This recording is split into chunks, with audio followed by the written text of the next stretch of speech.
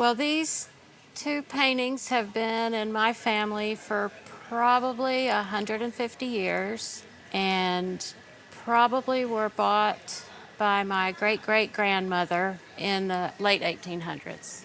And one of the art history professors came in one day and she saw the works and she goes, "Oh, I didn't know we had any Winslow Homers in our collection." And I just about fell out on the floor. And I said, "Well, those belong to me." These two watercolors are attributed to Winslow Homer, one of the two greatest American watercolorists of the late 19th century, alongside John Singer Sargent. Homer began working seriously in watercolor around 1873 in Gloucester, and these works date slightly later, to about 1878, a mature and highly confident phase of his career. One work is executed in pure watercolor, with only the faintest suggestion of pencil beneath, while the other clearly shows pencil underdrawing, watercolor washes, and carefully applied touches of gouache. This combination is entirely consistent with Homer's practice in the late 1870s. The scene of the young boy and girl on a swing shows some light strike, resulting in a paler appearance, likely caused by prolonged exposure over time, although Homer did at times favor delicate washes. The second work is in notably stronger condition, retaining a full range of greens and depth of color. Slight darkening at the edges suggests minor acid burn from an early frame, while areas protected by gouache preserve the original paper tone. Stylistically, these works are unmistakably Homer, confident, economical, and signed, as it were, with every brushstroke. For this one, an auction estimate would be about $150,000 to $200,000. Wow. And I'd insure it for closer to $250,000. Okay. That's pretty amazing. I don't think I would have guessed that.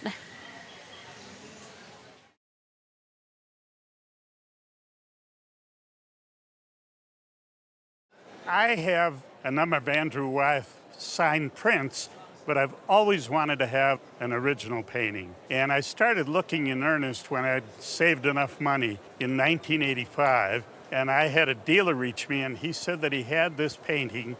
It's called The Trammel, and he quoted a price to me. And I said I'd think about it. Andrew Wyeth was one of the most important figures in American realist painting. Born in 1,917 inches, Chadds Ford, Pennsylvania, he built his career working primarily in Pennsylvania and Maine, remaining committed to realism even when abstract expressionism dominated the art world. His first solo exhibition in 1937 sold out, establishing his reputation early, and his mastery of watercolor became one of his defining strengths. This watercolor, titled The Trammel, dates from 1985 and is signed by Wyeth in the lower left. It exemplifies his exceptional control of the medium, using untouched white paper as an active element to suggest light, reflections, and surface detail, such as the glint from a window or the worn leather of a boot. Wyeth's ability to convey texture is especially evident in the fur hat, which feels almost tangible. The subject reflects his fascination with humble, utilitarian objects. A trammel, originally an iron hanger used in fireplaces to suspend cooking pots, is reimagined here as a hat rack, turning a simple tool into a quiet, poetic presence. Framed by the artist himself, and known to have a sketch on the reverse, the work represents a mature and highly refined example of Wyeth's watercolor practice. And I think you would be fine at insuring the work at $450,000. Wow, that is a nice price. Is that a real wow? That's a real wow. And I might throw in, "Are you kidding?" which is what people oftentimes say, but it's nice to know that that's what's happened to that painting.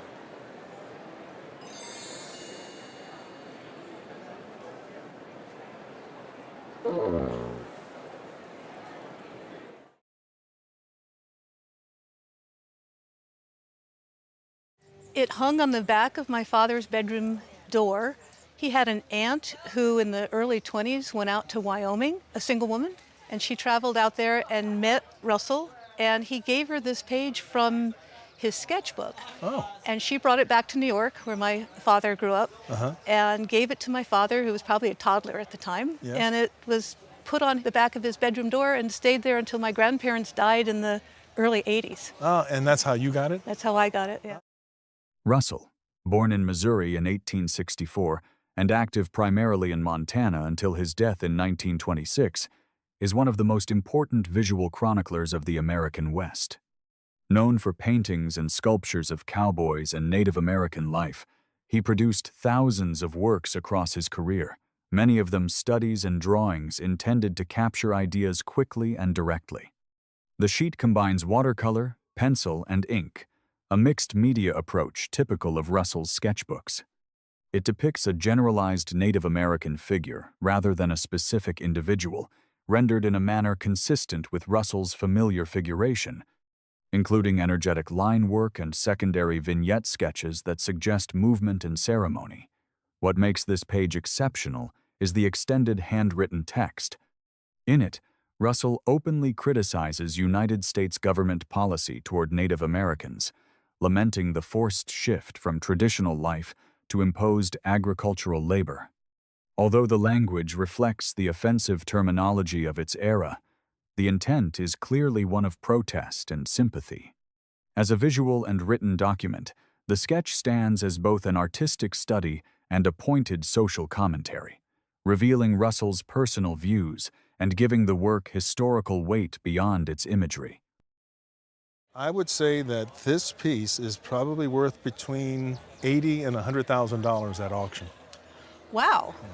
I am truly surprised. Wow. It's a That's incredible. Very special. Wow. Very special piece. Awesome. Thank you. And we're really grateful for you bringing it in. Yeah, thank you. That's so exciting.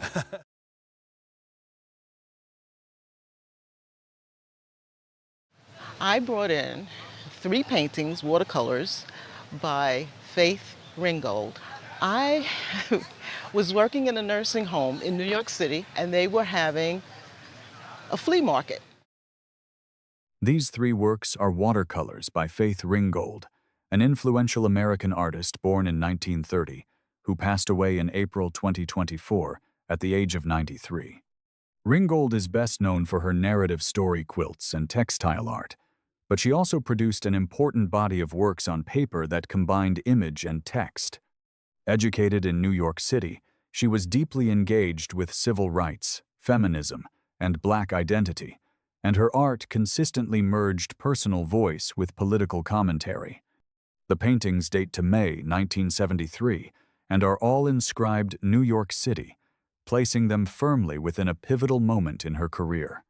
Executed in watercolor, they feature bold, saturated fields of red and accompanying poetic text. Each work is titled from the Love Poem series and bears identical verse, underscoring Ringgold's interest in repetition as a political and emotional device.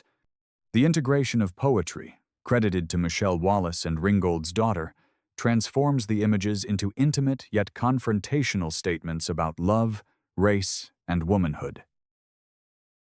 All 3 together would be worth $70,000 insurance.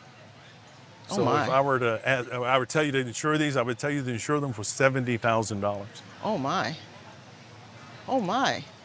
It's a huge difference from what you paid, $7 to Yeah. $70,000. Oh my goodness. And congratulations. Thank you. What a I find. can't believe it. I What a- never would expect that. No, I'm in shock. I'm in shock. I figure maybe every, 3 to 5, but no. Oh no, these are totally awesome.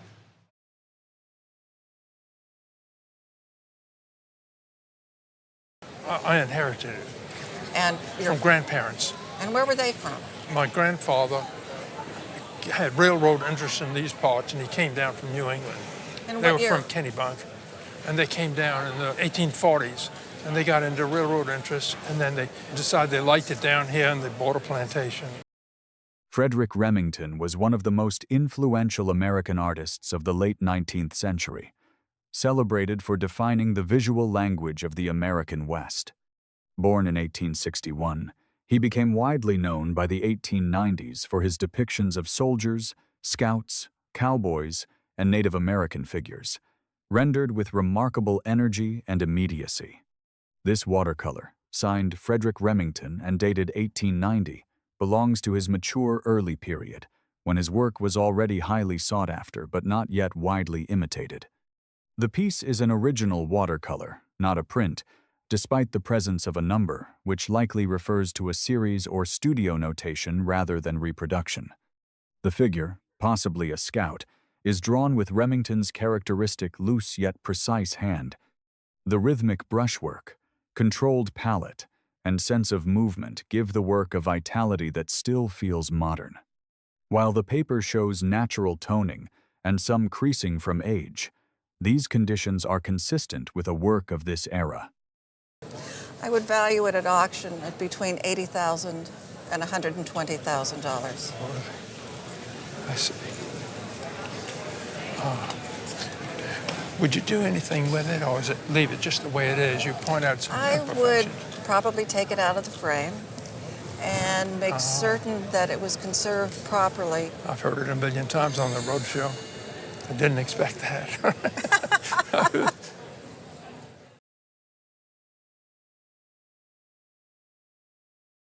This is a watercolor that I inherited from my mother, who was raised in Charleston. It's by Alice Ravenel Hugo Smith, and she was a good friend of the family's. We have a number of these paintings, but this one's my favorite. And do you know who the figure is in the painting? My mother always said that was Dad. Now, whether it was her dad or just a dad, I don't know. Dad was the name that the children in Charleston called their nurses. Their black nurses were referred to as a dad. That's Dad fishing in the swamp. Alice Ravenel Huger Smith, born in 1,876 inches, Charleston, South Carolina, was a distinctive voice in American watercolor painting of the early 20th century. Largely self-taught, she took only a few formal classes at the Carolina Art Association, yet developed a highly personal style. After early work designing programs and place cards, she moved through painting, street vendors, and copying ancestral portraits before committing herself to landscape. From 1906 onward, she embraced watercolor, and by 1924, it became her primary medium. This watercolor reflects the atmospheric and quietly mysterious quality for which Smith is best known. Set in the low-country swamp, the composition relies on muted washes, softened contours, and an almost dreamlike handling of light. Unusually for her work, a human figure appears within the landscape, identified as a da, a term used in Charleston for black nurses and caregivers. The figure fishing in the foreground adds narrative depth while remaining integrated into the surrounding environment rather than dominating it. Painted largely from memory after outdoor sketches, the work captures not a literal view but an emotional impression, which enhances its poetic and evocative power. As such, it stands as a compelling and relatively rare example of Smith's mature watercolor practice. I think if this were in a retail gallery, the asking price might be $85,000. Oh my gosh. Oh my gosh. It is a wonderful painting. Oh my gosh, thank you. I am absolutely floored. Oh my gosh, thank you.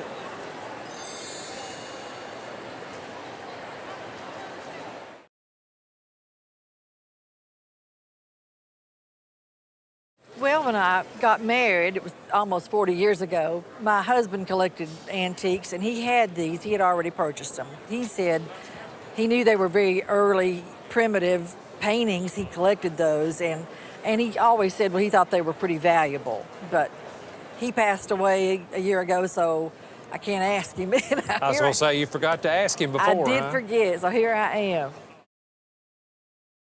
Jacob Mantell was an early 19th century folk artist, known for a highly distinctive and carefully observed style. Born in Germany, he immigrated to the United States shortly after 1800, likely around 1805 or 1806, and later served in the War of 1812. After the war, he spent roughly 2 decades in Lebanon, Pennsylvania, a period during which many scholars believe he produced the majority of his finest work. He later moved to Indiana, where he may also have continued painting, although his Pennsylvania years are generally considered the most important phase of his career. The works discussed here are original watercolors, executed on a scale larger than is typically seen in Maintel's output. They present full-length figures and landscapes with strong draftsmanship, clear composition, and unusually bright colors, many of which have survived without the fading often found in works of this age. Montel was also admired for his detailed interior scenes, which function not only as portraits but as valuable visual documents of early American domestic life. The gesso-over wood frames, decorated with painted faux grain, appear close to the original period, though they may be slightly later. $60,000 to $80,000 at auction. You're kidding. Nope. You're serious. This is the roadshow. Oh my gosh, my husband is up in heaven. He is so happy, saying, "I told you so, honey," because he thought they were worth a lot, but I had no idea. Well, he was absolutely I'll right. say. They're just exquisite. I guess I'll take my friends to dinner, won't I? Yeah, you better. I will.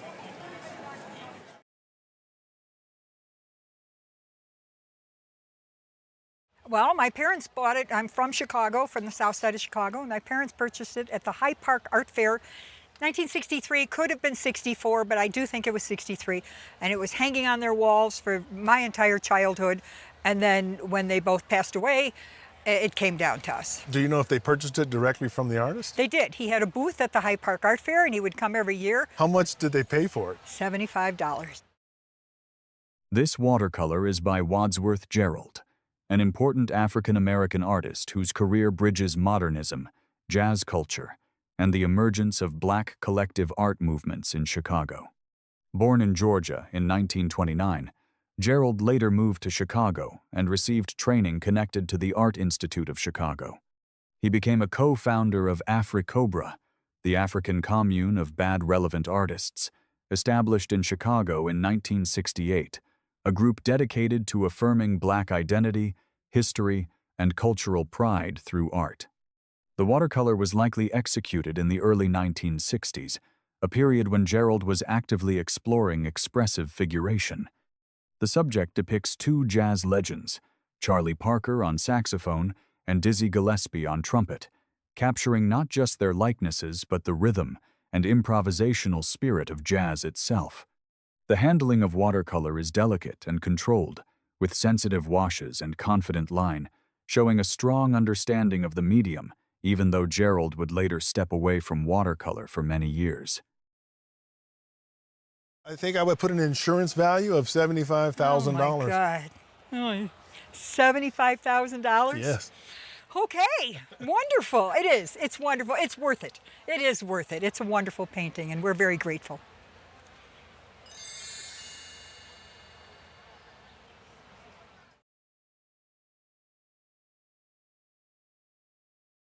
I think it's a watercolor painting of Snow White and the Seven Dwarfs that my great-grandfather got from a client. He was an advertiser in New York years ago, and it's been in the family ever since. What can I tell you? Well, is it a watercolor painting? Is it an original? I think it is. There's stickers on the back that say it's before the time of the movie. Number one, it is an original. Number two, it is a watercolor. It's actually ink and watercolor. And it's a well-known artist by the name of Gustaf Tenggren. Gustaf Tenggren was a Swedish-born illustrator, born in 1896, trained in a visual tradition shaped by Scandinavian folklore, fairy tales, gnomes, and elves, and strongly influenced by Arthur Rackham. His fantasy-driven style made him a natural fit for early 20th century illustration and later for the emerging world of animation. The artwork discussed here is an original ink and watercolor depicting Snow White and the Seven Dwarfs, acquired by the family through the owner's great-grandfather, who worked in advertising in New York. Stylistic evidence and studio markings confirm that it predates the 1937 release of the film and was created during Disney's early development phase, around 1936. Tenggren was hired by Disney specifically to help shape the visual identity of Snow White, the studio's first full-length animated feature. In this piece, the seven dwarfs appear in a more detailed and illustrative form before their designs were simplified for animation. A conservative auction estimate would be in the $20,000 to $25,000 range. What? For real? 20 to 25,000. It's a treasure. Wow. I have to say, I went that way too. Wow, I always loved it, but I had no idea.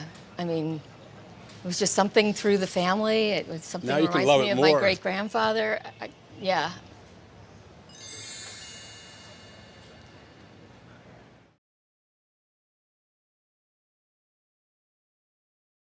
It was a present from my father. I inherited from him when he passed away. I always liked Lyonel Feininger. I had a book about him, and I've seen pictures in museums of him, and I was thrilled when I inherited the painting.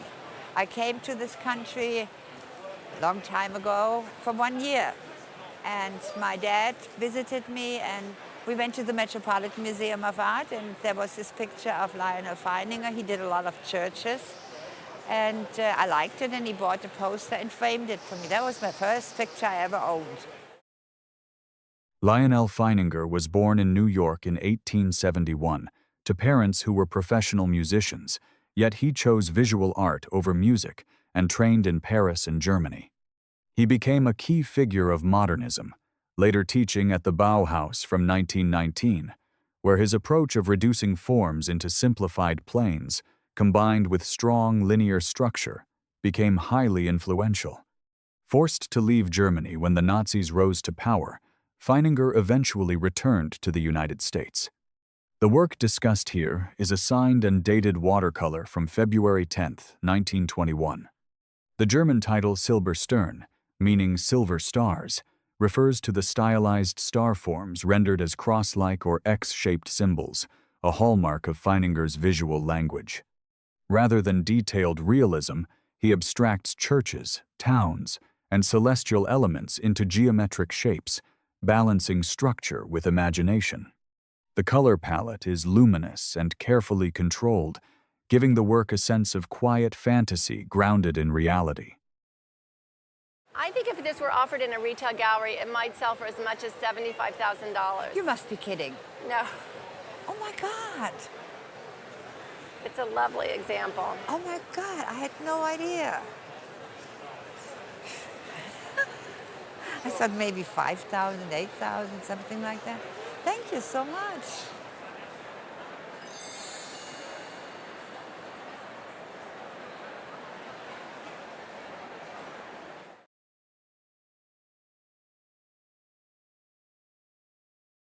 This is a painting that my grandfather purchased. It was passed down to my father, and then it's been passed down to me.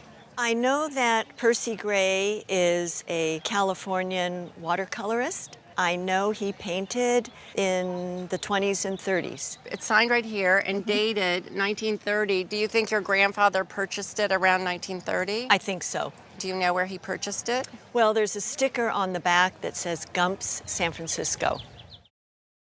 Henry Percy Gray, known as Percy Gray, was born in San Francisco in 1869 into a family where many members were artists.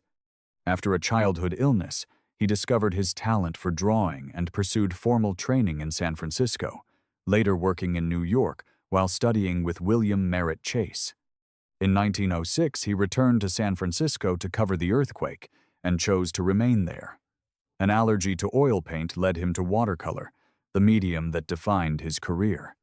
Gray became one of California's most respected landscape painters of the 1920s and 1930s.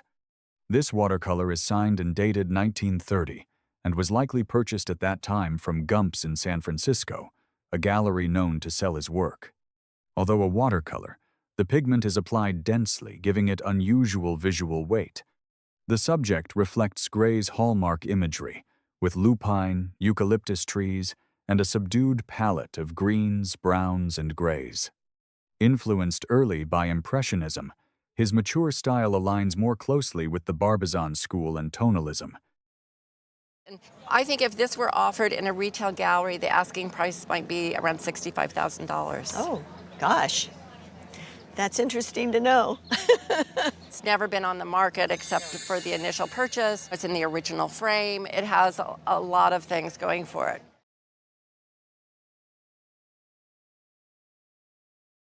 This has been in the family. My great-grandmother knew that I liked the painting, and on her passing, I received it. Do you know what kind of dog this is? English pointers. And what about the artist? Do you know anything about the artist? Only that he was from Germany. Edmund Henry Osthaus, I believe. Yes, it's a German name. That's right. Kind of hard to pronounce. Yeah. Edmund Henry Osthaus was a German-born painter celebrated for his refined depictions of sporting dogs. Born in 1858, he trained at the Dusseldorf Academy before emigrating to the United States, where he settled in Ohio and later became principal of the Toledo Academy of Art. By the late 19th century, Osthaus had achieved considerable success, receiving commissions from prominent American families such as the Vanderbilts and the Morgans. This watercolor, painted circa 1910, depicts English pointers with remarkable anatomical accuracy and tension-filled poses. The dog's alert gaze suggests unseen action beyond the frame, a narrative device Osthaus used to heighten drama and realism. Executed in watercolor, the work retains unusually fresh and vibrant color for its age, demonstrating the artist's technical control and quality materials. Both dynamic and elegant, the painting is a characteristic example of Osthaus's mature style and stands as a strong representation of early 20th century American sporting art. Have you ever given any thought as to what the value of it might be? I have no idea. It'd be nice to know the value for insurance reasons. Right. I probably wouldn't want to insure it for much less than $50,000. $50,000? Yeah. Wonderful. My wife would say sell it, but I think it'd be something we need to discuss. You're quite attached. Yes. And of course, one of the wonderful things about it is one dog good, two dogs better, three dogs best.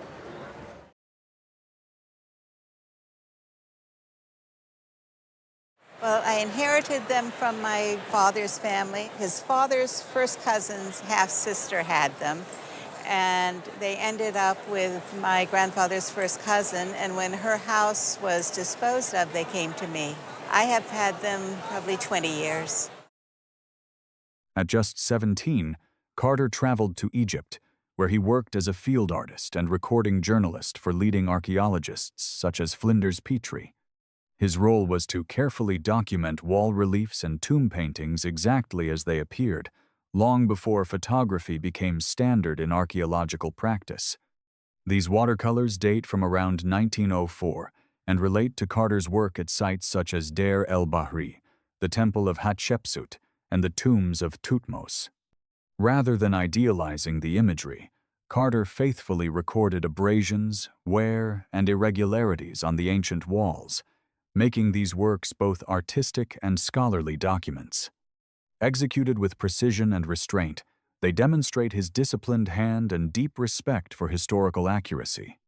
Today, Carter's early watercolors are valued not only for their aesthetic quality, but also for their direct connection to the formative years of modern Egyptology.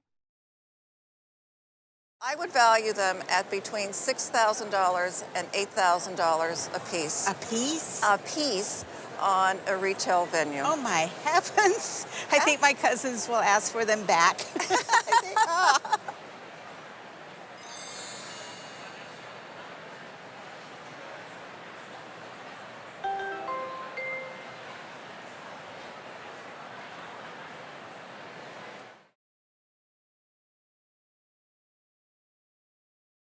About 14 years ago, I had a coworker who injured himself, and he couldn't get to work on his own. So I offered to pick him up and bring him home on a daily basis until he got better. And he regularly offered me money to help with the car expenses, and I never accepted any of that. So when he had recovered, he basically gave me this painting, out of his gratitude for helping him. Preston Dickinson was an American modernist painter associated with Precisionism. He was born in New York in the late 19th century and first studied at the Art Students League. A formative period came when he traveled to Paris, where he encountered Cubism and absorbed the structural ideas of Paul Cézanne, particularly the belief that nature could be reduced to basic geometric forms such as spheres, cones, and cylinders. Those principles are clearly visible in this watercolor, where volumes are simplified into clean, interlocking shapes. Precisionism emphasized clarity, control, and almost clinical exactness, often depicting industrial or urban subjects and deliberately excluding human figures to focus on line, mass, and composition. This work fits squarely within that approach, presenting a carefully ordered scene defined by geometry and balance. The style coalesced in the United States around 1920, and the handling here suggests a date in the early to mid-1920s. Executed in watercolor, the piece requires careful protection from light, yet it remains a strong and compelling example of American precisionism at its height. And while the market is, as we know, quite up and down, modernism is very popular right now. Given that, I would estimate it at auction at $30,000 to $50,000. Wow, very good. Yes, I'm very excited about yes. that. You're a good friend. Thank you for coming.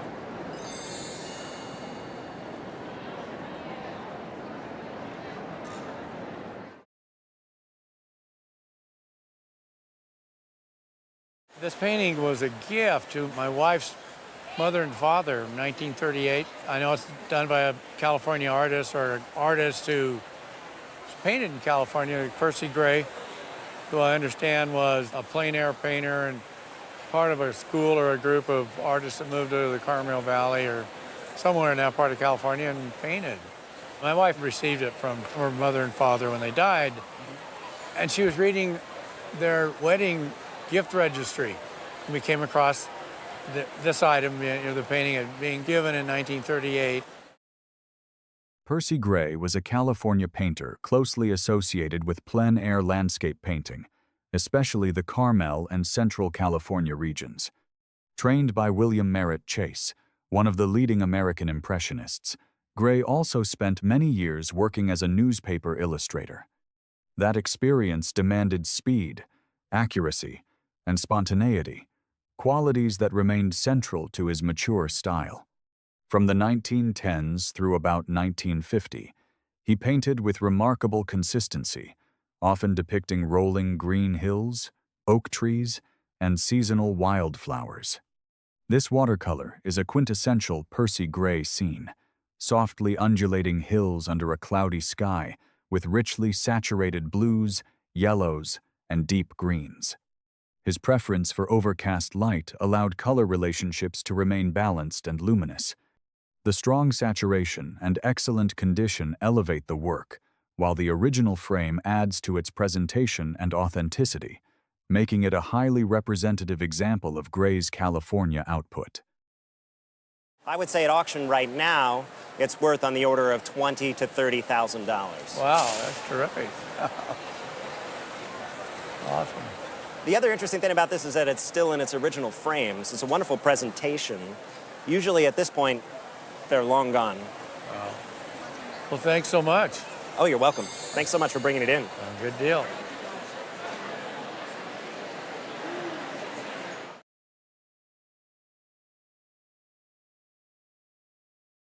I chose to bid on this at an auction for the purpose of raising money for our local museum.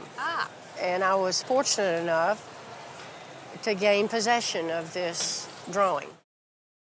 Thomas Hart Benton was a leading figure of American regionalism, a realist movement of the early to mid-20th century devoted to depicting everyday life, agriculture, and the landscapes of the American Midwest. Born in 1889 near Kansas City, Benton maintained a lifelong connection to rivers and working communities, subjects that recur throughout his drawings, watercolors, and murals. He rejected abstraction in favor of strong narrative imagery and became one of the most influential American artists of his generation. The work discussed here is a drawing combined with watercolor on paper. The composition centers on river life, with a riverboat, a boathouse, and flowing water that strongly suggest the Mississippi or Missouri River, regions Benton knew intimately. Technically, the image appears to begin with light pencil underdrawing, followed by pen and ink to define forms, and then a sepia ink wash applied with a brush to model space and movement. The mat and frame are old and not original, and their acidic content may eventually affect the paper, but the artwork itself remains visually strong. Of particular importance is the handwritten note found on the reverse, positioned behind an accompanying photograph. This inscription was written by the wife of regionalist painter John Stuart Curry, and clearly states that Thomas Hart Benton and John Stuart Curry exchanged works of art around 1940, confirming that this drawing once belonged to Curry's personal collection. If this were in a gallery, I believe that the asking price in the gallery would be $30,000. Thank you for this information. His oils can be well over $1 million. I'm just sorry I didn't buy more.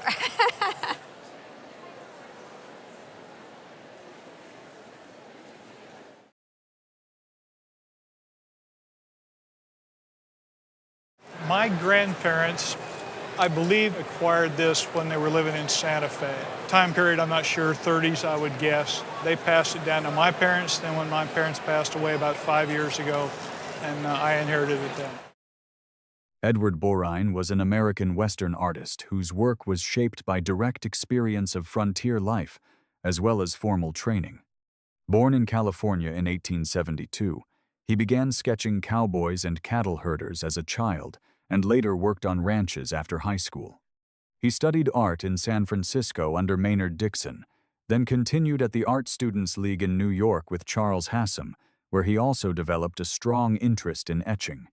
Unlike many Western painters associated with Taos and Santa Fe, Borein was primarily a watercolorist, draftsman, and etcher, and became well known as an illustrator, including work for the Saturday Evening Post.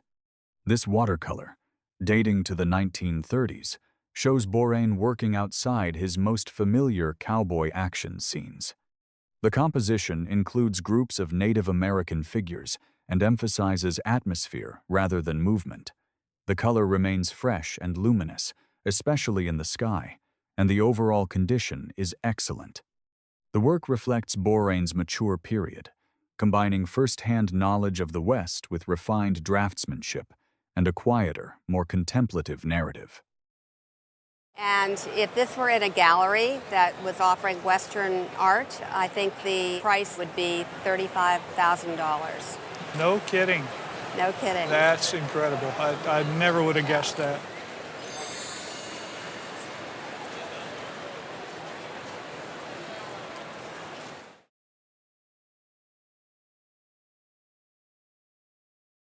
We acquired them in November of 1986. My mother had seen them, and she was accompanying my sister who was having her baby in the hospital. And so my mother asked my wife and I to go buy these paintings at an auction that was being held in Austin. And so I remember the date, November of 1986, and we went and bought them. Edgar Samuel Paxson, born in 1,852 inches upstate New York, was one of the most important American Western artists of the late 19th and early 20th centuries. Entirely self-taught, he was drawn west in the 1870s by popular frontier novels and by the events surrounding the Battle of the Little Bighorn. Settling in Montana, Paxson supported himself through ranch work, military scouting, and other frontier occupations, experiences that gave his art a strong sense of authenticity. His arrival in the West slightly preceded that of Frederic Remington and Charles M. Russell, and he later worked closely with Russell, sharing both subject matter and first-hand observation of Western life. While Paxson is widely known for large murals painted for civic buildings in Montana, he also produced smaller, highly sought-after watercolors, The two works discussed here exemplify that strength. The watercolor of a Native American on horseback, dated 1907, is unusually finished for Paxson, with carefully articulated details such as jewelry, beadwork, and costume elements that are historically informative. It reflects his awareness that indigenous cultures were rapidly changing and under threat. The second, smaller watercolor is more loosely handled and energetic, emphasizing movement and action. Although sketchier, it captures the romantic vision of frontier life that many collectors find especially compelling. Together, these works show both sides of Paxson's practice: careful documentation and dynamic storytelling, rooted in lived experience rather than academic training. And I would say that each of these works, in an appropriate specialty auction, which would probably be in the West, would carry an auction estimate of between $15,000 and $20,000. Oh, that's nice to hear.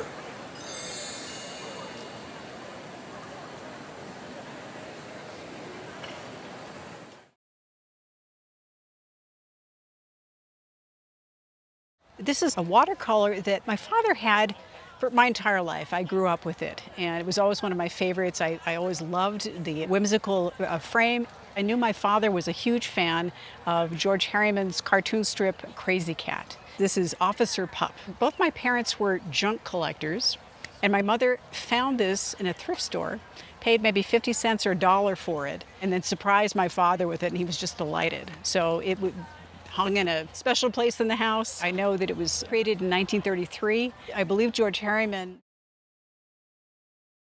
This watercolor dates to 1933 and is a rare specialty work by George Harriman, the celebrated American cartoonist best known for Crazy Cat. Created in the context of a humorous spoof art show, the piece features Officer Pup, one of the three central characters from the Crazy Cat universe.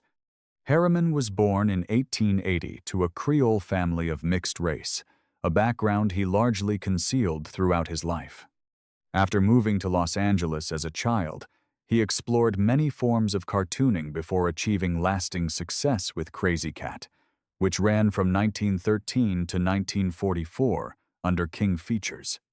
The inscription referencing the Uplifters Inanimate Dog Show dated May 14, 1933, along with Harriman's typed name and self-awarded first prize, reflects his dry, self-referential humor.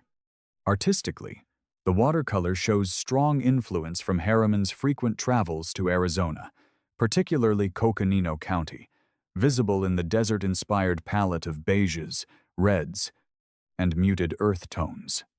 Although the composition does not include Crazy Cat or Ignatz Mouse, the presence of Officer Pup alone gives the work significant character value.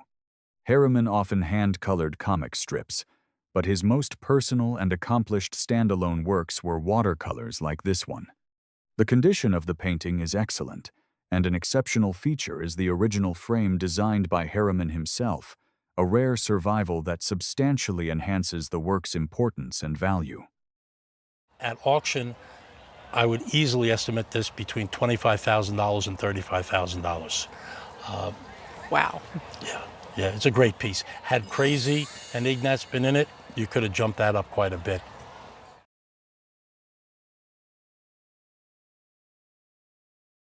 I brought a painting by Peter Hurd that my father-in-law commissioned Peter Hurd, who was a friend of his, to paint as an anniversary present for my mother-in-law. In October of 1969, my father-in-law gave this painting to my mother-in-law. And when my mother-in-law died, my father-in-law gave the painting to my husband and me. Checking the Fences is the title of this watercolor, and it perfectly describes the quiet, observational moment captured by Peter Hurd. Painted by one of the most important artists associated with New Mexico in the 20th century, the work reflects Hurd's lifelong engagement with the land and ranching culture of the American Southwest.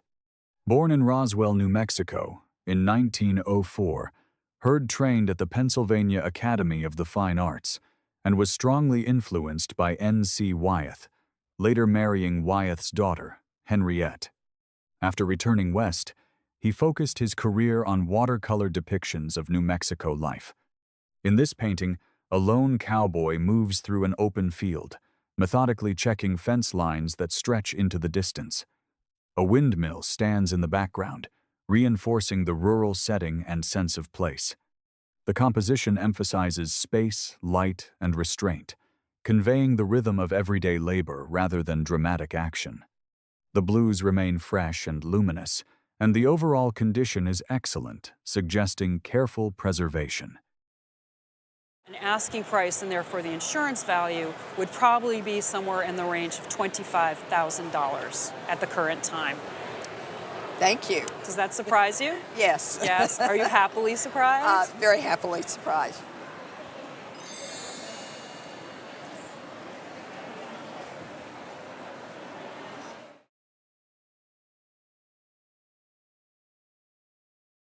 You brought in this very large watercolor by Percy Gray. Where do you have this hanging in your home? I have it over an antique desk. Is it in the light at all? No.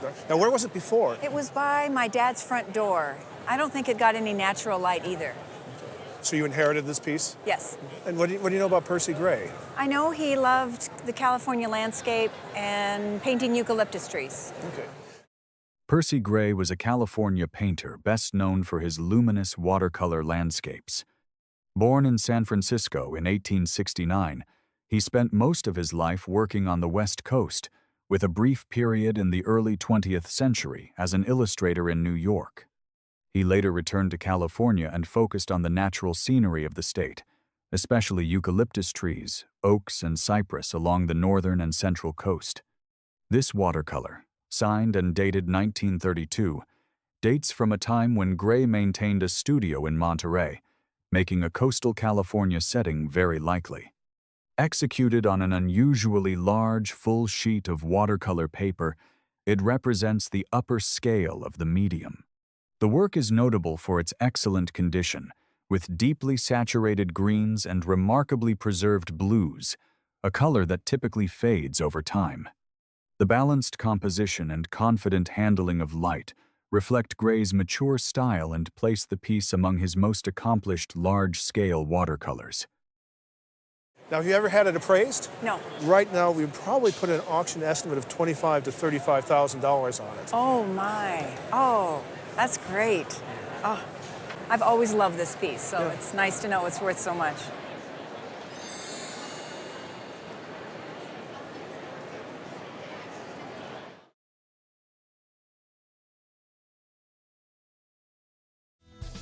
My great aunt Lois gave this painting to my wife and I on the day of our wedding, and we've loved it ever since we had it.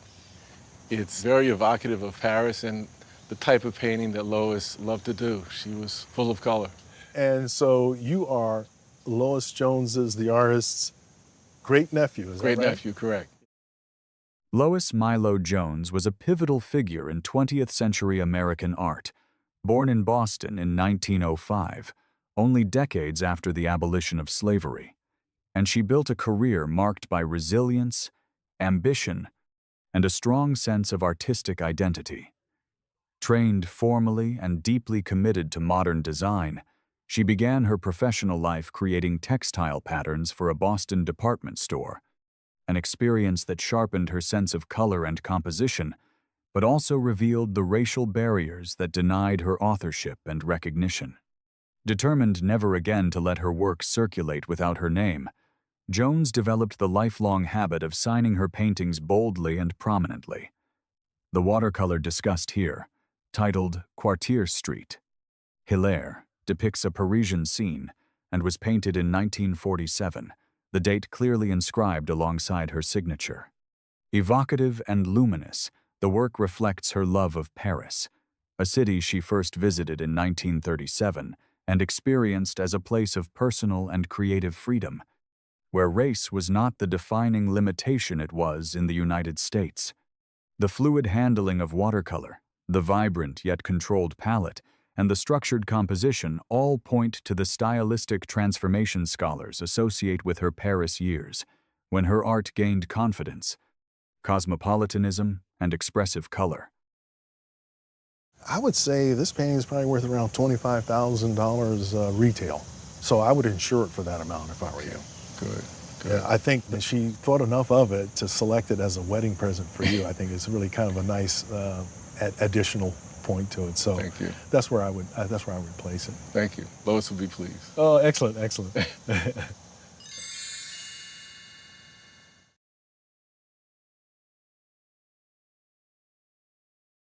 It was my father's. It was in our home as I was growing up. My dad had gotten it in, I would say, during the 60s from a friend. My dad was in the leather tanning business. The artist is a fairly well-known Western painter named Olaf Karl Seltzer. This painting is by Olaf Karl Seltzer, a well-known Western artist born in Denmark in 1877, who emigrated to the United States as a child after his father's death. Traveling with his mother by rail to Montana, Seltzer spent most of his life there, absorbing the landscapes and frontier culture that would define his art. Largely self-trained, he began his career as an illustrator in New York, which explains his frequent use of gouache and watercolor on paperboard, a practical medium common among illustrators of the period. This work, dated and signed 1911, stands out within Seltzer's oeuvre.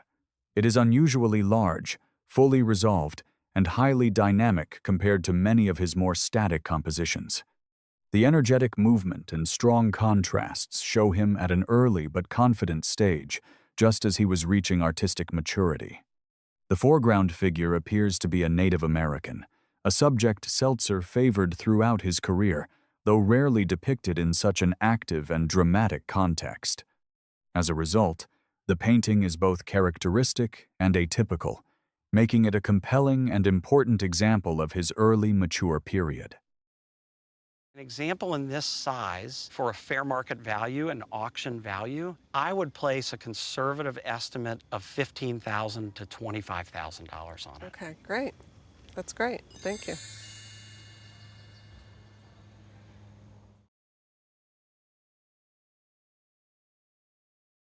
This is a painting I found at an estate sale in Phillipsburg, New Jersey, about 7 years ago. Do you know who the artist is? I believe it's Fidelia Bridges.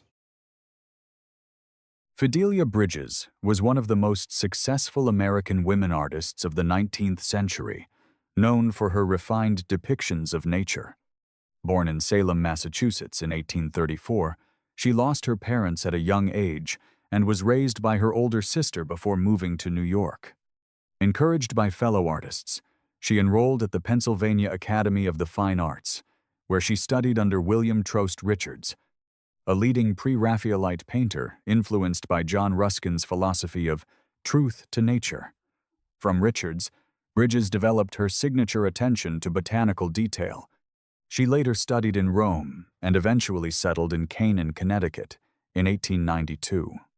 This watercolor, signed F. Bridges, likely dates to around 1900, after her move to Connecticut. Executed primarily in watercolor with gouache highlights, it exemplifies her mature style, with meticulously rendered wildflowers and blossoms. The work is unusually large for Bridges and represents exactly the subject matter for which she is most admired. Its clarity, delicacy, and faithful observation of nature make it a strong and characteristic example of her work.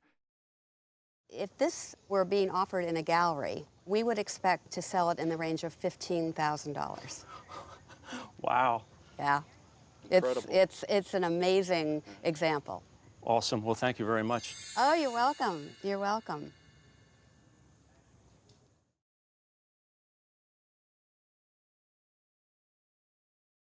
You know, I can tell you what's on the front of the painting, which of course this is at the Baron Guide to Rothschild's horse Bollinger. And the name of the painting is Colors, which apparently represent the colors of the silks that the jockey is wearing. It was painted in 1961 in St. Cloud, and I inherited it from my sister. She got it from the estate of a wealthy woman from New York who apparently bought it from the artist. The painting dates to 1961 and is an equestrian watercolor by Leroy Neiman, a work the owner was immediately drawn to for its stylized yet refined appearance. Neiman, born in 1921 and trained at the School of the Art Institute of Chicago, was already well established by the early 1960s, especially for his depictions of sports and elite social scenes. This work was painted in St. Cloud, the famous racetrack outside Paris, and relates to a race connected with Baron Guy de Rothschild's renowned stables. The title refers to the vivid colors of the jockey's silks, here rendered with strong line, controlled spontaneity, and a level of finish that is more classical than many of Neiman's later works. Although his market has softened compared to its peak in the 1960s, this piece stands out as an early, elegant example that balances movement, design, and the glamour of European horse racing. Now I would value the piece at auction probably between $8,000 and $12,000. 2012. Very good. Very nice. But I think he won the next one. I'm betting on that. Yeah.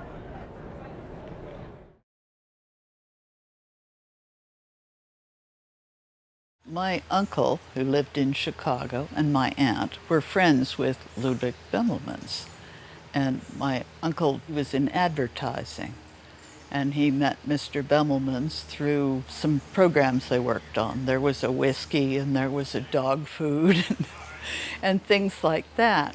And so he corresponded with my uncle and aunt, and he sent several things and they would meet. But this is one piece that hung in my aunt's house, and when she died, it came to me. When the name Ludwig Bemelmans is mentioned, most people immediately think of Madeleine, the little Parisian girl. Yet this painting belongs to a very different side of his work. It entered the family not through a gallery or a dealer, but through friendship.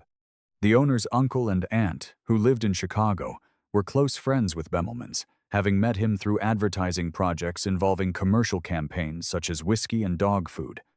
They corresponded, met socially, and over time Bemelmans sent them several works.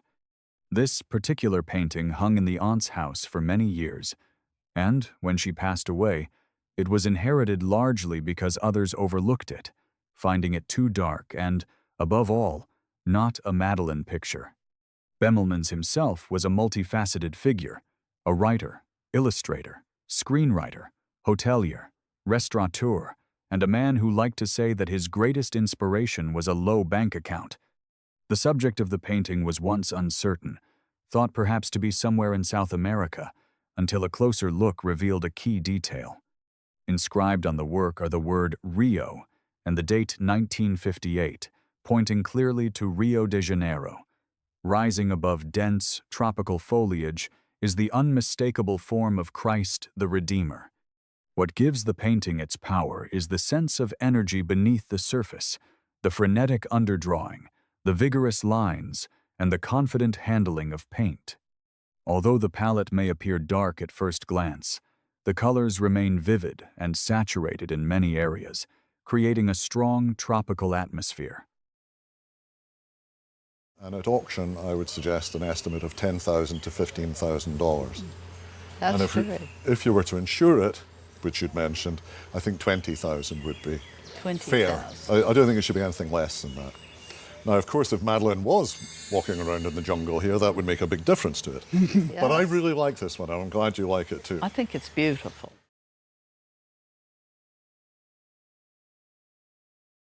I brought an Oscar Howe original painting. He was probably one of the best well-known Indian artists in North America. And he went to school in the University of South Dakota. My half-brother went to school there with him, and they both taught a while. Yeah. And he got to know Oscar Howe very, very well. And he was able to buy this one from him, and it's an original that was never been copied or anything. This painting is an original work by Oscar Howe, one of the most significant Native American artists in North America. Born in 1915, Howe was a Yanktonai Dakota Sioux who studied at the University of South Dakota in Vermilion and later became a professor there. He played a crucial role in redefining Native American art, insisting that it be recognized as modern, individual expression, rather than purely traditional or ethnographic imagery. The work depicts a scene of traditional Sioux life. A woman stands before a teepee, stretching rawhide on the ground as she paints a design onto a parfleche, a folded rawhide container used for travel and storage, carrying items such as clothing and food. The composition relies on flat areas of color and strongly saturated tones, hallmarks of native painting traditions of the period. The medium appears to be casein on board, a water-based paint favored for its matte surface and graphic clarity. Diagonal lines and intersecting forms create a strong sense of movement, a defining feature of Howe's style. Although his later works became more abstract and dramatic, this painting recalls his earlier phase of the 1940s and 1950s, when he portrayed traditional subjects while already pushing toward a modern visual language. Original paintings by Howe are very valuable and they're very sought after. If this came up for auction today, I would expect it to sell for $10,000 to $12,000. Oh, that was very good. Very good.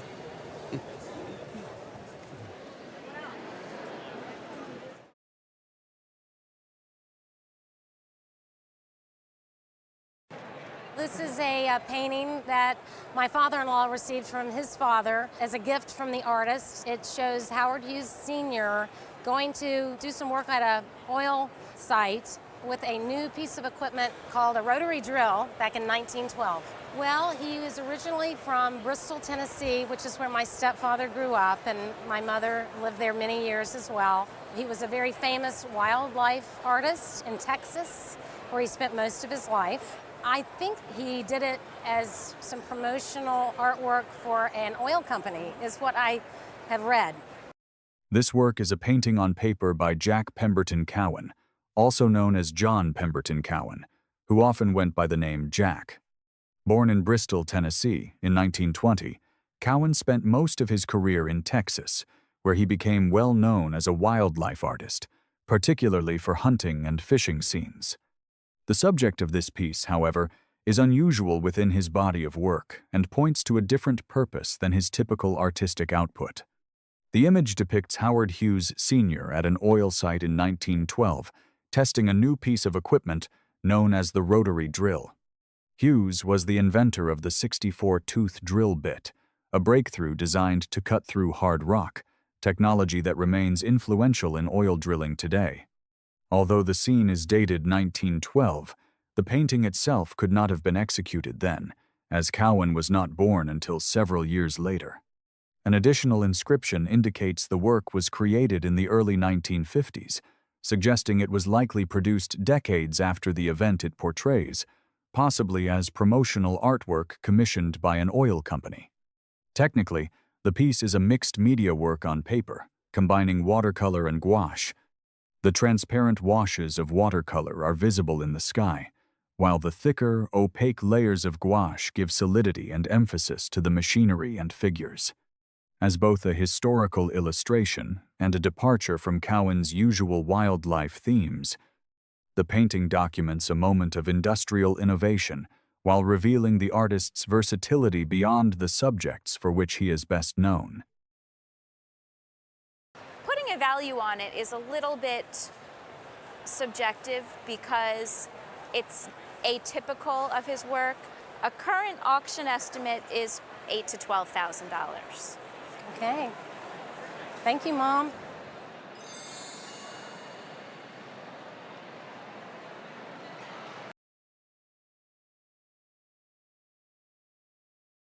My great-great-grandfather was Captain J.B. Reed, and these items came down through the family from the great state of Maine, which is where I'm from originally. These objects relate to the American merchant brig, A.G. Jewett of Belfast, Maine, commanded by Captain J.B. Reed, and document a specific moment in 19th-century maritime history.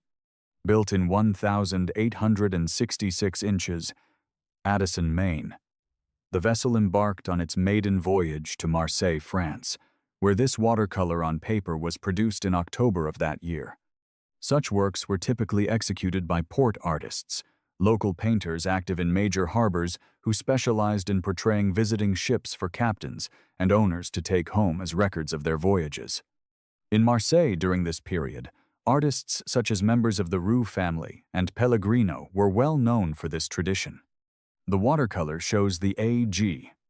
Jewett in the Bay of Marseille, rendered with the clarity and precision characteristic of port painting, emphasizing accurate rigging, hull form, and flags rather than painterly flourish.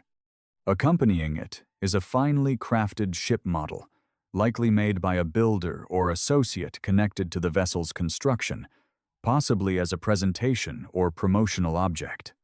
Together, they reflect the commercial maritime culture of New England, when brigs like this carried cargo across the Atlantic. The ship's later loss off Cape Santa Catarina in 1884 adds historical weight, transforming these works into rare surviving witnesses to a vessel and a way of life long vanished. I think at auction they would bring between $10,000 and $12,000 for the two of them. You're kidding? No, I'm being very serious. Wow. Yes, most of the value is in the painting, but the model is so beautifully done and definitely done by somebody who knew what the vessel was all about and how to build it. Well, they definitely will stay together and go down to the next generation.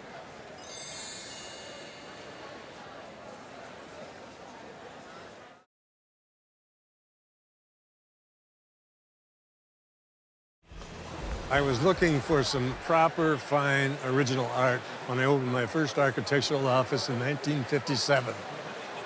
I went to the office of a very high-performance artist, Robert Kidd, and I couldn't afford any of his work. These really caught my eye. They were onion skin watercolors. Right. And I had to have them. It was the best I could buy for the money I had to spend. Hughie Lee-Smith was a significant American painter whose work bridges social realism and a quiet, unsettling surrealism. Born in 1,915 inches, Florida, and raised largely in Detroit, he studied briefly in Cleveland and Detroit before becoming deeply associated with the Detroit art scene. He first exhibited there in 1947 and later became only the second African-American artist elected as an associate member of the National Academy of Design, a major recognition at the time. Lee-Smith is best known for works that address social inequality, poverty, and racial tension, often through solitary figures placed in sparse, ambiguous spaces. These works are original watercolors on thin paper, sometimes described as onion skin watercolors, dating from his earlier, most sought-after period of the 1940s and 1950s. The restrained palette, careful draftsmanship, and emotionally distant figures reflect his social realist roots, while the underlying sense of isolation and unease hints at the surreal direction his art would take later in his career. In today's market, I would have no idea, but I know it will be probably dramatically more than $100 for the two of them. In today's market, you're probably talking about auction estimates for each one of about $10,000 to $15,000. It's quite a bit. I think that's fantastic.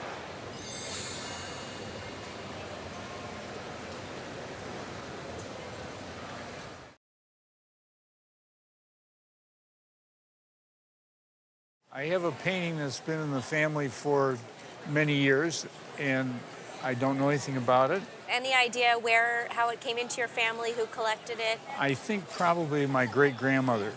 She traveled, and I know, made the trip out to the West. And this would have been in probably the first quarter of the 20th century. This watercolor on paper is an early work by Olaf Carl Seltzer, a key figure in American Western art. Seltzer was born in Denmark in 1877 and emigrated to the United States with his mother around 1897, settling in Montana. His first years were spent as a cowboy and later as a railroad repairman, sketching only in his spare time.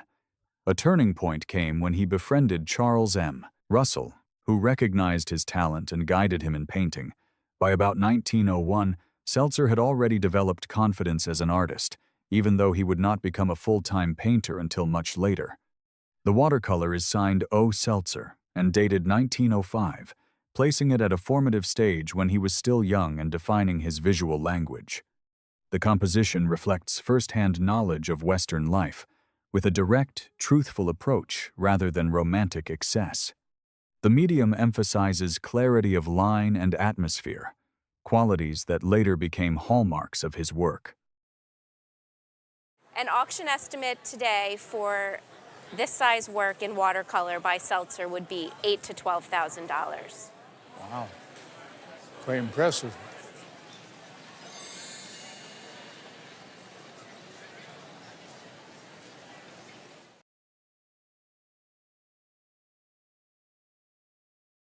I was at a garage sale in Sebring, and I was on my way out, and I saw it laying up against the garbage can. And I asked the woman if she minded if I took it because I wanted the glass and the frame. And she said, "You can have it, take it." So 15 years ago, I scooped it up, put it in the back of my car, and off I went. This watercolor, dated and signed 1944, is a work by Kelly Fearing, an American modernist painter associated with the Fort Worth Circle. Born in 1,918 inches, Arkansas, Fearing was academically trained and graduated from Columbia University in 1943 before relocating to Fort Worth, Texas. At that time, Texas art was dominated by American regionalism, favoring familiar local subjects, such as cowboys and landscapes. The Fort Worth Circle, however, played a crucial role in introducing European modernist ideas to the region, drawing inspiration from artists like Miro, Picasso, Braque, and the Surrealists. Fearing was an active advocate of this progressive approach. The painting reflects strong elements of surrealism and metaphysical unease. The architecture feels isolated and unsettling, somewhere between the quiet alienation of Edward Hopper and an ominous cinematic atmosphere. The human figures appear small and vulnerable, struggling in harsh weather beside a broken vehicle. This sense of anxiety aligns closely with the historical context of 1944, when the Second World War was still ongoing. Executed primarily in watercolor with touches of gouache, the work combines transparency with added density, enhancing its emotional weight. Fearing later taught for more than 40 years at the University of Texas at Austin and was deeply interested in spirituality and mysticism, influences that are evident in the introspective and symbolic tone of this painting. I would think quite comfortably at auction, probably $5,000 to $8,000. Okay, very good. That's So very not bad. interesting. No. And the frame and the glass, $5 maybe, $5. So Well, as long as I can get something for the frame and the glass. there you are.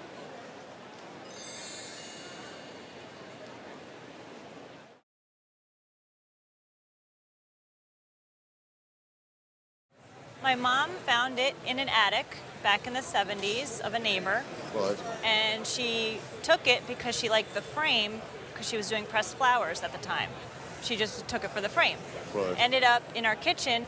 Then I started liking daisies and she gave it to me for my new house. So Right. now I have it in my bedroom. This small but refined floral painting is by George Copeland Ault, an American modernist born in Cleveland, Ohio, in 1891. Raised in a prosperous family, Ault was encouraged to pursue art from an early age and spent formative years in England, studying at the Slade School of Art and the St. John's Wood School of Art in London. He returned to the United States around 1911, bringing with him a wide range of influences, including British Impressionism, Cubism, Surrealism, and elements of American folk art. He is often associated with Precisionism, a movement known for its clean geometry and carefully structured compositions. Although Ault is best known for haunting urban scenes and rural landscapes with deserted barns, this work represents a gentler and less common side of his practice. It is a flower study executed in watercolor and gouache, a combination that allows both transparency and opacity. The delicate handling of the daisies contrasts with the controlled structure seen in his architectural works, yet the careful balance and clarity of form remain unmistakably his. An inscription on the backing dates the piece to 1942, placing it late in his career, a period marked by personal hardship.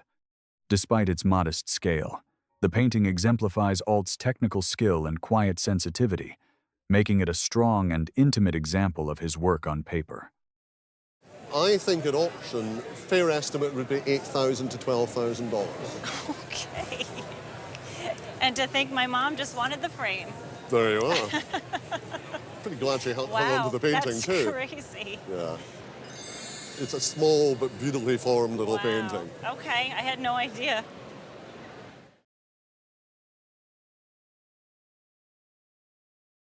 Well, it's called Death of the House Cat. My father used to go to auctions in Midtown Manhattan, and he used to buy lots, and he brought this home sometime in the mid-'60s. And when we unpacked everything that he brought home, I saw this picture, and I said, that's going in my bedroom. Yay. And I've had it with me ever since then, and I just love it. It's on my wall. Initially, Odets was known as a playwright, but he also took his artwork quite seriously. He had an exhibit in Manhattan in the 40s, and also one of his pieces was exhibited at the Philadelphia Museum of Art in the 1950s. Clifford Odets was one of the most influential American playwrights of the 20th century, a central figure in the New York theater scene, and the author of landmark works such as Waiting for Lefty and Awake and Sing. While best known for drama, Odets also pursued painting seriously, exhibiting his work in Manhattan during the 1940s, with at least one piece later shown at the Philadelphia Museum of Art. Painting was a private refuge for him, often practiced at his desk during moments of insomnia or creative block. The painting titled Death of the House Cat, dated 1947, belongs to this intensely personal period. That year marked a turning point in Odets's life, when he was accused of communist sympathies and subsequently blacklisted, an event that deeply affected both his career and emotional state. The image itself is a striking example of mid-century modern sensibility, combining simplified forms with a surreal, dreamlike narrative. The small cats emerging upward suggest layered symbolism, often interpreted as a poetic reference to the mythical 9 lives of a cat. Exactly. In terms of its value, for retail purposes, I would think somewhere between $5,000 and $7,000. Really? Whoa. It's got a lot going on. Thank you so much for bringing it in. Thank you. I really appreciate it. I didn't think it was worth anything like that. Oh, yes. Oh, yes. It's going back on my wall.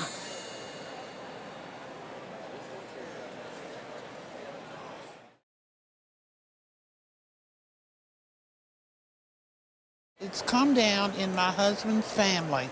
The family history is that William Hollingsworth and Carl Wolfe were living in an apartment in my husband's grandmother's house in Jackson, Mississippi. Couldn't pay the rent one month and paid with paintings. Hollingsworth is the Mississippi artist who grew up in Jackson, studied at the Art Institute of Chicago, returned home with his wife Jane, and struggled to make a living as a painter during the Depression. The watercolor discussed is signed by him and dates to the mid to late 1930s, based on its style and materials. The fact that it is painted on both sides of a single sheet is especially revealing of his working process, suggesting experimentation and economy of means. One side depicts an urban scene, while the reverse opens into a rural landscape. The contrast between these two worlds, combined with a refined palette of purples, yellows, golds, and soft greens, gives the work a striking emotional range. This sensitivity to color and mood aligns closely with what is known of Hollingsworth's life and temperament. Although his career was brief and marked by personal struggles, the quality of this watercolor confirms him as a highly capable and expressive artist. I would expect to see an estimate on it of between $8,000 and $12,000. Oh, wow. Thank you. I appreciate it. Thank you.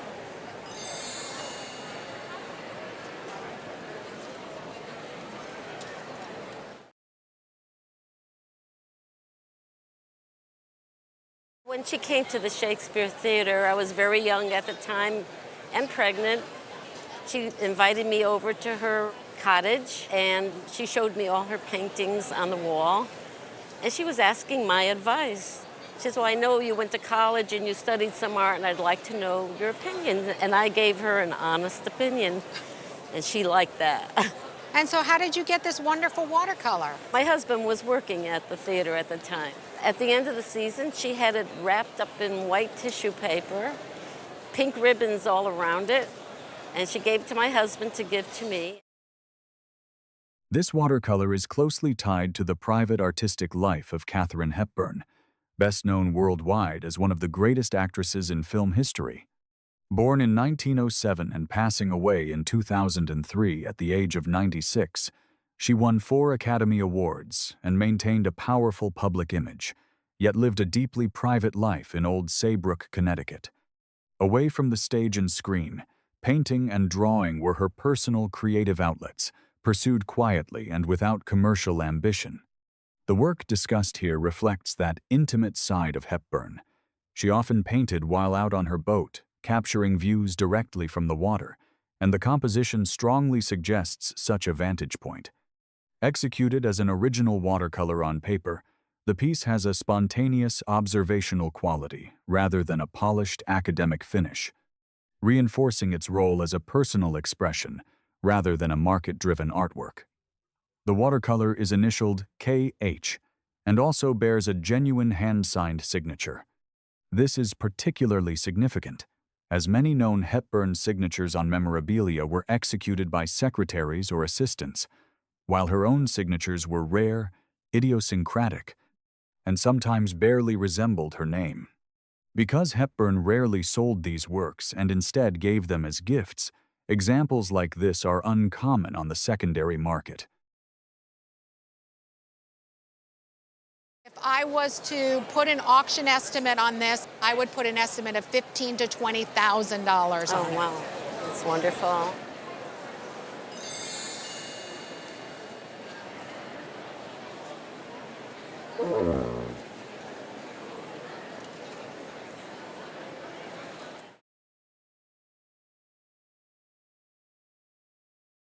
They hung in my grandfather's home for many, many years when I was a child, and I've had them hanging in my home since the late 70s. Now, do you think he bought them? On the back of one, I think, was written that in my grandmother's handwriting that it was a gift from somebody. But other than that, I really don't know much about them at all. Olaf Carl Seltzer was a significant American Western watercolorist, born in Denmark in 1877 and later settling in Montana, where he lived the life of a cowboy and sketched the world around him. He began studying art at a remarkably young age and later formed a close friendship with Charles M. Russell, who became both mentor and companion on sketching trips into the West. Belonging to the second generation of Western artists, Seltzer did not merely record a vanishing frontier, but shaped a more mythic vision of it. The watercolors here show his strengths clearly. Finely observed Native American figures rendered with exceptional detail, and a larger central scene depicting a Royal Canadian Mounted Police officer. The handling of watercolor is confident and controlled, with strong draftsmanship and a sense of narrative stillness. These works exemplify Seltzer's ability to balance historical reference with imagination, a quality that has secured his lasting popularity in the Western art market. In terms of the value of the pieces, the two smaller pieces I would estimate at between $6,000 and $8,000 a piece at auction. Oh, you're kidding Yes. me. And the larger piece at between $8,000 and $12,000. Oh, my word. Wow. That's amazing. Just amazing. That just blows my mind.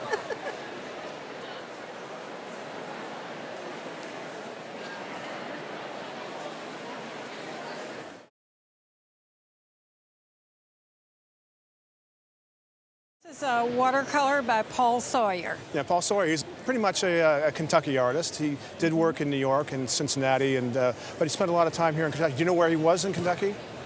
I believe he was in Frankfurt. Yeah, so that's an area he's one of the areas. One of the areas, yeah, he spent a lot of time there. Paul Sawyer was an American painter closely associated with Kentucky, even though he also worked in New York and Cincinnati. Born in Ohio, he studied in Cincinnati under Frank Duveneck, and later in New York with William Merritt Chase, both major figures in American art.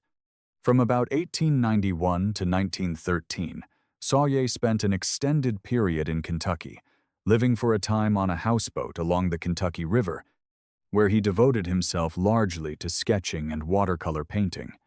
The blacksmith shop on Elkhorn Creek is a characteristic work from this period. The composition presents a quiet, rustic landscape in central Kentucky, with dense, late-summer greenery contrasted by the warm firelight glowing from the blacksmith shop. Sawyet skillfully echoes this glow in the reflection on the water, revealing an artist deeply familiar with painting from and around rivers. The watercolor combines a bucolic regional subject with refined academic training, making it a strong and representative example of Sawyet's Kentucky work. I would have to put an estimate of about $15,000 to $25,000 on it these days. Really? Oh my. I'm surprised. Woo! I like it better. That's great.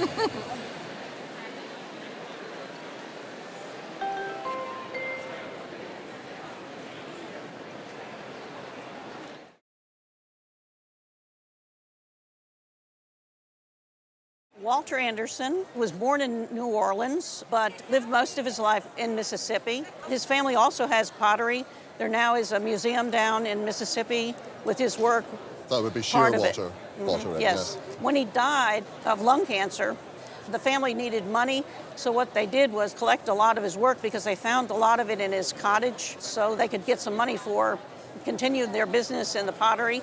And they came to Memphis, Tennessee, in about '69, I believe it was. And is that where you acquired this one? That's when we got these.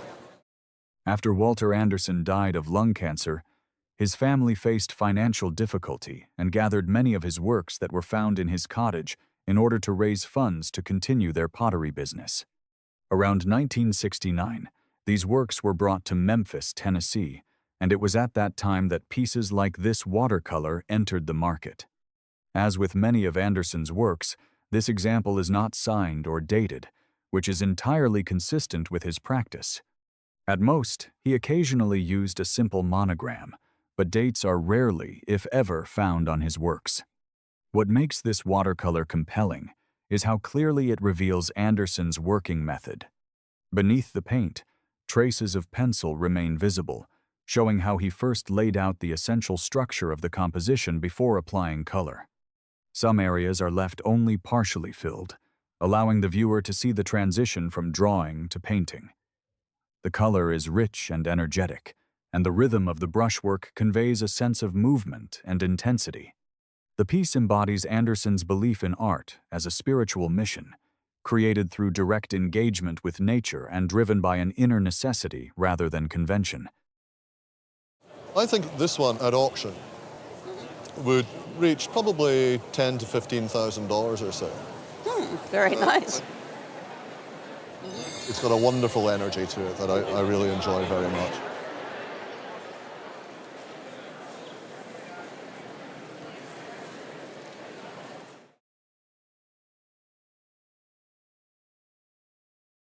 I brought a watercolor. The painter's name is Gordon Phillips. He's one of the Canadian 7.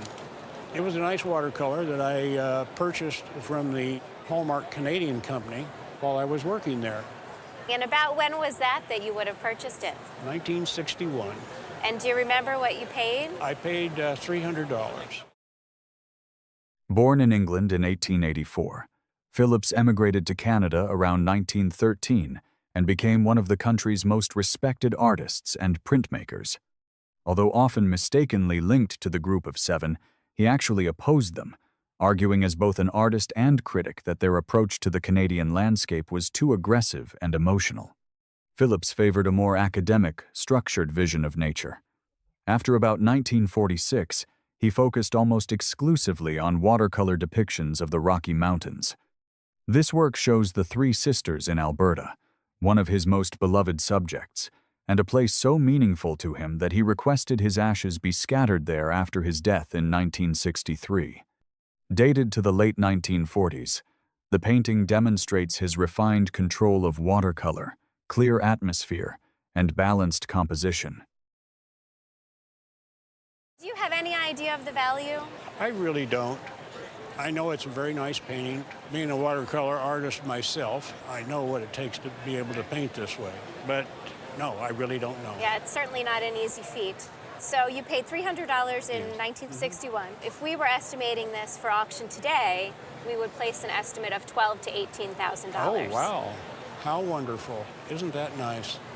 Nice appreciation. It really is, and it's just a beautiful example of his work. Well, thank you very much.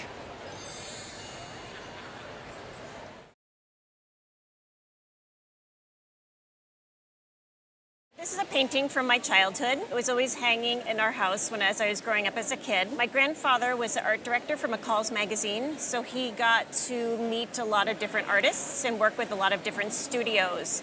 And the story is that he did some work with a Disney studio, and in return he got this painting. And they just gave it to him? As far as I know, yes. And now it's yours, so you've had it how many years now? Oh my gosh, almost 50. This watercolor is a rare Disney studio painting dating firmly to 1941, a period when many iconic characters were still evolving in production. Executed as a loose but highly confident watercolor wash, the work brings together an extraordinary ensemble of Disney figures, including the ostriches and hippos from Fantasia, the Three Little Pigs, Ferdinand the Stork from Dumbo, Timothy Mouse, the Reluctant Dragon, and Bambi.